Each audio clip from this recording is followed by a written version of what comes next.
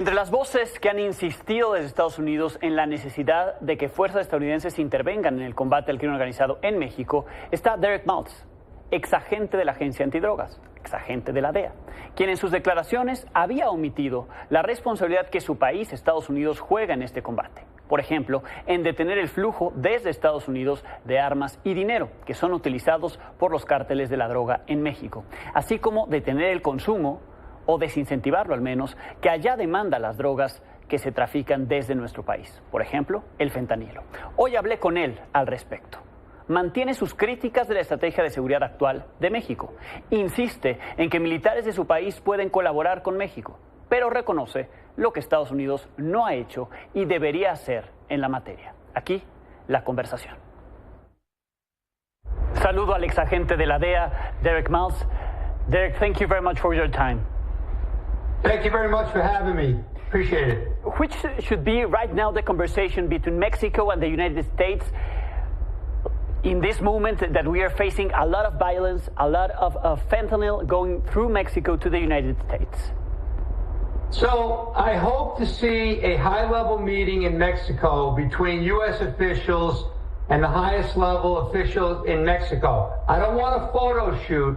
I want a meeting about action to go after the cartels and destroy the production labs in Mexico. Because right now, as you can see over my shoulder, we have hundreds of thousands of Americans that are dying from the poison coming out of Mexico into America. So I hope they can have a discussion about how we can work together to solve this problem. And what kind of actions should be discussed right now to stop them, and to locate all these laboratories where these drugs are produced and stop the traffic of these substances? Well, for one, the United States has a couple of hundred individuals indicted in America, so we'd like to see these people arrested and extradited back to America to take them off the playing field in Mexico where they can no longer produce and distribute this dangerous, substance that's killing our kids. But we also want to have discussions about how we can do better at the border, how we can slow the immigrants coming into America, how we can slow down the guns that are going down into Mexico, and also the money that's coming over the border back to the cartels. What about these two issues that you just pointed? Arms and money. How does the United States could help Mexico in this, limiting the arms going down to Mexico and that money that is used by the cartels? Well, number one, the Chinese criminals are helping the Mexican cartels launder the money now. It's the most sophisticated and complex money laundering scheme that I've ever seen. Now, we have to work together on that because the cartels are engaging in Mexico City with the Chinese nationals, and they're picking up millions of dollars in America, and they're laundering the money back to the cartels. Now, with the weapons, we have to have better prosecutions on the arms traffickers in America, because the Americans are not doing a great job on the prosecutions to go after the arms that are heading southbound to Mexico. That's a big problem, and that's been a big problem for years. So we have to have the Attorney General in Mexico work with the prosecutors around America to start cracking down on these arms traffickers so the weapons can't get into the hands of the cartels. Which forces should be taken in both sides, Mexico and the United States, to face these cartels? Some voices in your country are saying the military force should be coming to Mexico and face the cartels. Do you agree? Did you agree with this? Absolutely. I have been talking about designating the cartels as terrorist organizations for about 5 years now, okay? Now, here's the thing. I like working with all partners around the world. When I was the head of the Special Operations Division, we worked very closely with Mexico. As a matter of fact, before I retired, we worked with the Mexican CMAR to capture Chapo Guzman. And my old operation, we worked very well with them. But ever since the current president is in Mexico, he's very soft on crime. He's got the hugs, I call it hugs for thugs, no bullets policies. That's unacceptable. These are ruthless, terrorists that are not only hurting America, but they're hurting the poor people in Mexico. We want to work very closely, but we can't rely on the corrupt leaders in Mexico to save the kids in America. Because right now we're losing historic amounts of young kids. So the poisonous fentanyl that's being made in Mexico now is coming into America and killing our kids. So we have to do better, and we have to demand more results in Mexico. But I want to say that if the Mexican government is not amenable to work with the United States to go after those labs, I would recommend using military technology to destroy the labs. We do not want any kind of war with Mexico. Okay. We love Mexican citizens. We absolutely have no interest in a war with Mexico. But we have technology that can destroy these labs. But we have to save the American kids.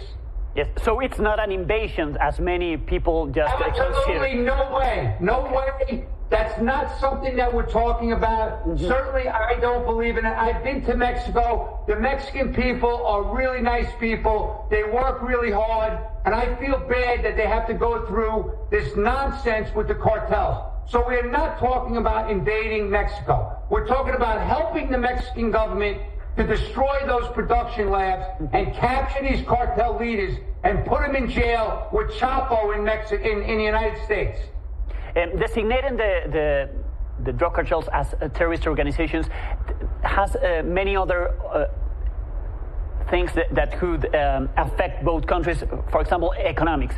But it's valid to take that risk to affect our economics, our commercial relation, to achieve this goal, to put these cartels into jail and attack this kind of violence?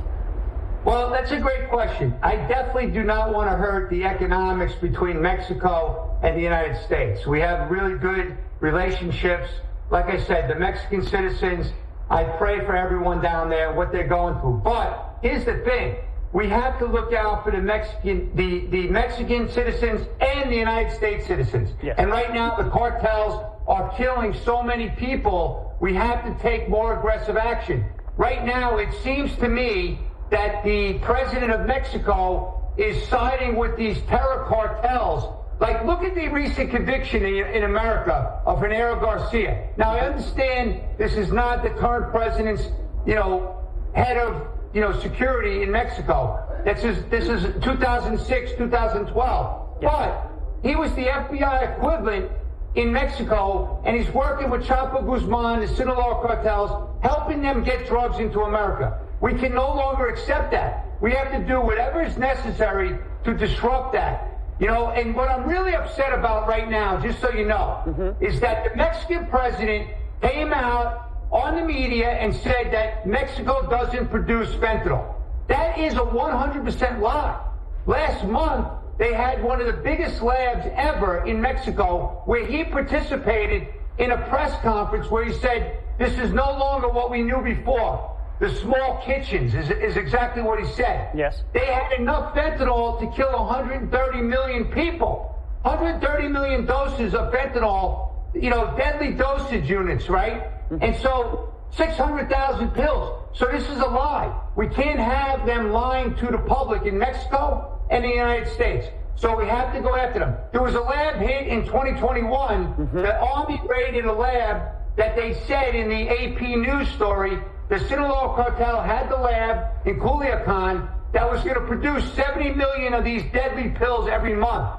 We cannot have that. That's unacceptable. The cartels have to be held accountable for killing not only Americans, but the Mexicans as well. Yes, and you just told me that with military intelligence, we can locate, or both countries can locate these laboratories. Well, let's put it this way. When we were working with CIMAR, they were very good at identifying and locating bad guys in Mexico. And they know where these labs are. But right now, the current president of Mexico is not even asking CIMAR to go after the labs because he's not really being aggressive against the cartels. They have to be decimated. That's what it comes down to. They have to be shut down and held accountable for the death and destruction. And I want to make this clear, not just for the Americans, but look at all these poor Mexicans that have to live under the conditions of the cartels and all these disappearances. That's something we don't talk about in the news. What about, like, the old days, they had the stew maker. He was dropping people in acid pits, and they were not even found. They were dissolving in acid. This is unacceptable. This is the worst violence in the world, and we have to work together to stop it. Yes. This is not about the U.S. trying to, dominate or take over. We need the Mexican authorities to work with us. Yes, because it's a shared problem, as you just say. Yes, sir. Yes, you have the arms issue. Yes, you have the arms issue and the consumption of yes. These drugs. And now let me make this clear, Alejandro. I thank you for really putting it down to the point of a shared issue. So let me make this clear. Yes. The United States is very guilty of not educating our young kids about the dangers of these synthetic drugs. We have a very serious issue in America with the demand for opioids, okay? Yes. But the cartels are taking advantage of that demand because they want to maximize their profits. Of course. Well, it's a very interesting discussion. Thank you very much for your time and for your words here in Milenio. Thank you very much. I appreciate it. Dereck, thank you very much.